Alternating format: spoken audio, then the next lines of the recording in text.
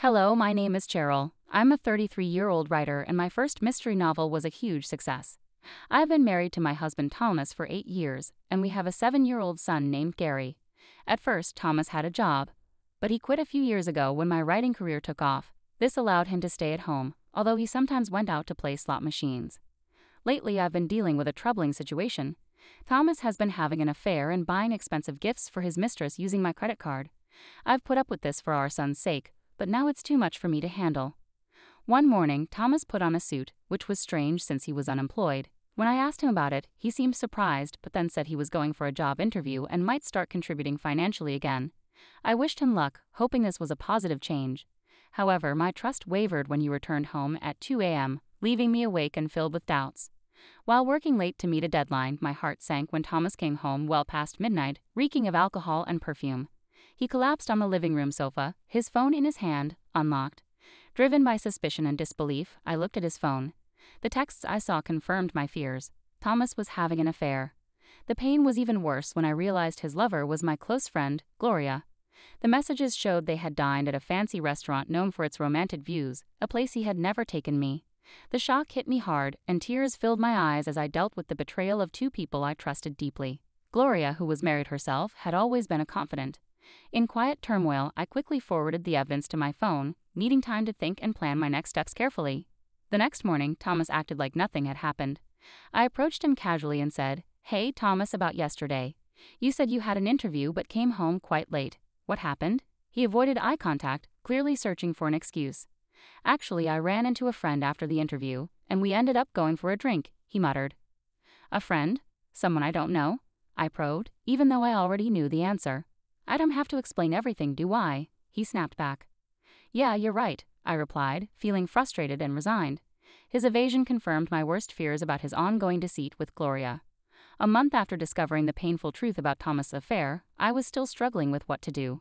Confronting him could mean the end of our marriage. In different circumstances, I might have shown him the evidence and filed for divorce already. But our son Gary, only 7 years old, was my main concern. I couldn't bear the thought of taking his father away from him at such a young age. Meanwhile, Thomas seemed to take advantage of my busy schedule. He started leaving the house more often while I was consumed with writing in my room. This hurt, but it also gave me a chance to gather more evidence of his infidelity. During one of his outings, I went through his belongings and found receipts for luxury women's items, none of which were in our home or given to me. It was clear he was buying these for Gloria, but the source of the funds was confusing since he had no job and was living off my earnings. I didn't have much extra money left for extravagant expenses, but I needed to find out more about what was going on. I decided to follow Thomas, but first, I needed someone to look after Gary. I called my brother, who didn't know anything about the situation. "I'm sorry for calling you over so suddenly," I apologized when he arrived. "No, I don't mind, but what's up? You suddenly said you want me to look after Gary," he said, looking confused. "There's something I really need to go shopping for on my own," I explained, making up a story. "Shopping? You've never been materialistic. You usually shop online," he said, sounding skeptical. "I know," I replied, feeling a little guilty for lying. But I knew it was necessary to protect my family and uncover the full extent of Thomas's betrayal. In the chilly early morning, with my heart heavy with doubt, I asked my brother for a favor. "I need to pick something up from a store today, something I can't order online. Can you watch Gary for a bit?" I tried to keep my voice light, hiding the real reason I needed to leave the house. "Of course, but try to come back soon, okay? Gary might start missing you," my brother responded, concern clear in his voice. "Thanks so much," I said, truly grateful despite the turmoil inside me. With my brother's help, I was free to find out the truth about Thomas's activities.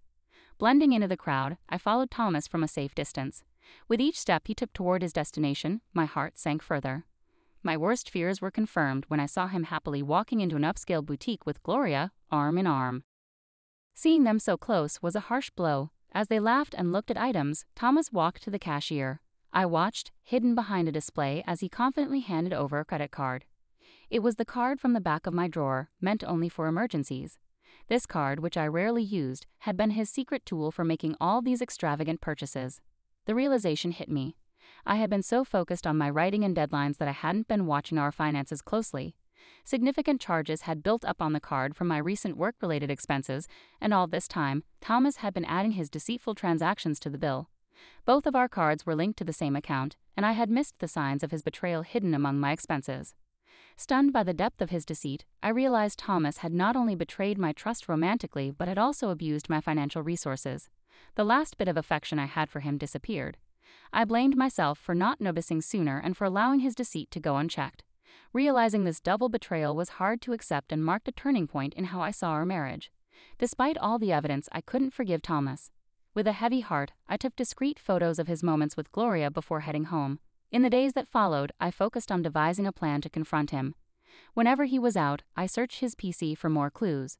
Since his phone and computer were linked, I could easily access their communications.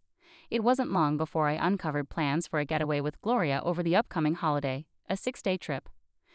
This is my chance, I muttered to myself, feeling a mix of determination and despair. I planned to confront Thomas and settle matters while he was away with his lover. However, I faced a big challenge: our son, Gary. I needed to make sure he was protected from the painful truth about his father's affair, and carrying out my plan without him finding out would be tricky. Reluctantly, I decided to ask my brother for help again.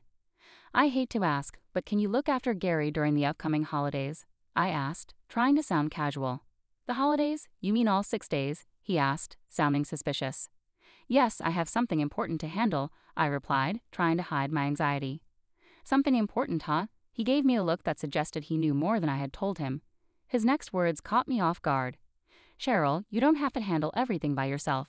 What do you mean? I asked, my voice barely a whisper. Thomas is cheating, isn't he? He said bluntly.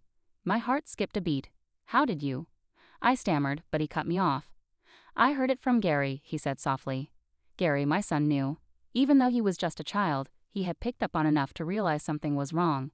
He had seen his father getting close to someone who wasn't me, and it had upset him. My brother's revelation was a stark reminder of how sensitive and observant children can be. Even at a young age, Gary had sensed the tension and sadness in our home, making the emotional situation even more complicated. I had thought I was shielding Gary from the turmoil at home. Why? My brother pressed gently, his words cutting through my defenses. Thomas's actions have hurt you enough for even Gary to notice. Are you considering staying with him? As I wrestled with the idea of divorce, fearing it would deeply affect Gary, my son unexpectedly walked into the room. It's okay, Mom. I'm on your side, he said, his young voice resolute. I don't want anyone who makes you sad, Mom. As long as I have you, I'm fine. His words, so mature for his age, brought tears to my eyes. Thank you, Gary, I managed, my voice thick with emotion. Turning to my brother, I added, and thank you too. With the support of my son and brother, I found the courage to face what needed to be done. Gary and I began to plan our move, timing it for when Thomas would be away on his trip with Gloria. My brother helped us pack discreetly, making sure everything was ready for a swift departure. The evening before Thomas was set to leave, I decided it was time to confront him directly. I found him packing a suitcase in our bedroom. Thomas, why are you packing a suitcase? What's going on? I asked, pretending not to know. Oh, this? I'm going on a trip with some friends starting tomorrow, he replied, avoiding my gaze. A trip? Why didn't you mention this earlier? I pushed, trying to get more details. It was a last-minute plan, nothing serious. I'm using my monthly allowance for it, he said dismissively, trying to end the conversation. Despite his discomfort, he continued to hide the truth. I took a deep breath, and in a calm, determined voice that I rarely used, I asked, Are you sure it's just with your friends? Thomas visibly tensed, his shoulders twitching with nerves. Despite his obvious unease, he stubbornly clung to his lie. Yes, just friends, he insisted, though his voice wavered. All right, I understand. Enjoy your trip with your friends, I said, the irony not lost in my tone. I would have enjoyed it anyway, he muttered, but his assurance sounded forced. With everything laid bare, I knew what needed to be done. My brother, my son, and my resolve had set the stage for a new beginning, free from deceit. Even though Thomas hadn't brought it up, it was essential to be accountable. As I stepped out of my husband's room, wrestling with my thoughts, I reflected on how things might have been different. If he had been truthful from the start, perhaps we could have parted amicably, discussing alimony and child support. Despite his betrayal, there was a time when my love for him was deep. He had been my rock when my novel initially failed to make an impact. I didn't want to feel bitter towards Thomas, but I had to protect myself and my son. It was clear that it was time for me to make a decisive move and not hold back any longer, especially after discovering more of his lies. The next morning, after Thomas left for his trip, I checked the drawer and saw that he had taken my credit card again. I acted quickly, calling the credit card company to report it as lost and had it canceled. When my son woke up, his eyes sparkled with excitement. He asked, Mom, today's the day, right? The day we moved to our new house. Any lingering doubts I had vanished in that moment. Yes, Gary, I smiled, reassured by his enthusiasm. I've canceled the credit card, and now it's time for us to start fresh in our new home. With my brother's help, the move was easy. We took our belongings to our new house while my husband's things were sent elsewhere. The next day, as we settled into our new place with my son and brother, I felt a profound sense of peace and excitement for the future. When Thomas called, his voice sounded hesitant. Hello, Cheryl. Well, this trip is turning out to be more expensive than I thought. Could you send me some money? I immediately knew he was having money troubles because I had frozen the credit card. He was trying to avoid admitting the truth about using the card without permission, and his indirect request for money was annoying. Did you plan for this trip on your own? I asked calmly. I'm sorry, but I can't give you any money. He sounded frustrated. Don't be like that. If you don't help me, I'll be the only one not enjoying this trip, he said. Then he corrected himself. I mean, you'll be the only one. Even over the phone, his confusion was obvious. You're on a trip, and you want to show off the good parts, right? Well, the card you took is no longer valid, so you'll have to manage. What are you talking about, Cheryl? What card? He pretended not to know. Pretending you don't know won't help, I said firmly. You're panicking because you're saying things that don't make sense. I don't know anything about a card. Enough, I exclaimed, my patience wearing thin. I already know you've been cheating on me with my best friend, Gloria. Did you think I had no idea? It's obvious. No, it's not what you think. I'm not cheating, he tried to assure me, his voice desperate. I was furious that he continued to deny everything. Standing there with my brother and son next to me, all my pent-up anger erupted. Stop making excuses. You had a family and you cheated with another woman, and you've been using someone else's credit card. Do you even realize how despicable your actions are? Cheryl, let's calm down for a moment, he tried to soothe, but it was too late. The truth was out, and there was no turning back. How can I remain calm when I'm dealing with the person I despise the most? I seethed into the phone. Just so you're aware, I have no intention of forgiving you or offering you any help. As for her, she can find her way elsewhere. Never show your face to Gary and me again. With those final words, I hung up on my husband. Moments later, his mistress, Gloria, called. Hey, Cheryl, what on earth did you do? Ah, Gloria, long time no see. How's your trip going with my husband? I asked, my voice dripping with sarcasm. Shut up and explain yourself. What are you talking about? She snapped back. Don't play dumb. You received Thomas's things at your house, didn't you? I replied. When we moved out, I had arranged for all my husband's belongings to be sent directly to Gloria's address. Since Gloria was also married, her husband was naturally there to receive the delivery. That's why I sent everything there, along with a detailed letter explaining the whole situation. She yelled back, her voice cracking under stress. This isn't a joke. What have you done? My husband found out, and now he's furious. Well, you brought this upon yourself by choosing to have an affair while married. You were supposed to be my friend, and this is a betrayal, I retorted. You're the worst. I misjudged you, she accused. Excuse me? That's rich coming from you. My best friend having an affair with my husband. How could you expect any forgiveness? I didn't mean it seriously. It was just a joke.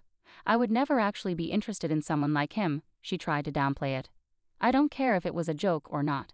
I'm filing for divorce anyway, and yes, you did have an affair. That's a fact. I'll never forgive you, and I'll be seeking significant compensation, so be prepared. Compensation? What are you talking about? I didn't agree to anything like that, she protested. Well, you're going to hear about it soon enough. It's what you deserve, I concluded as she realized the gravity of the situation. I'm a housewife. I can't pay any compensation, she pleaded, her voice filled with desperation. I don't care. Figure it out yourself or ask your husband, though I doubt he'll be much help, I said sharply. Oh, wait. Goodbye. I hung up before she could respond and promptly blocked her number. Later, I contacted my lawyer to finalize my divorce and sought compensation from my ex-husband and Gloria, along with child support. I also demanded repayment for the unauthorized credit card charges. The financial strain was too much for Gloria's marriage. After settling the compensation, her husband filed for divorce, and she found herself without a home. She sought refuge with her parents, but they were disappointed by her actions and turned her away. With limited options, Gloria now lives where she works, taking up night shifts at a local bar. Thomas, too, sought comfort from Gloria during this turbulent time, but overwhelmed by her crisis and furious with him for causing her divorce, she ended their relationship. Thomas is now juggling several part-time jobs, struggling to make ends meet. His long period of unemployment has hindered his ability to find stable work. Should he ever fall behind on his alimony or child support payments, I am prepared to pursue what he owes without hesitation.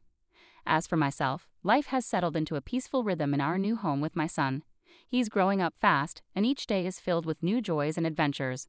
My primary focus is on providing him with all the love and stability he needs, ensuring he never has to face the kind of turmoil we've gone through again. Our days are brighter now, and I'm committed to making sure they stay that way.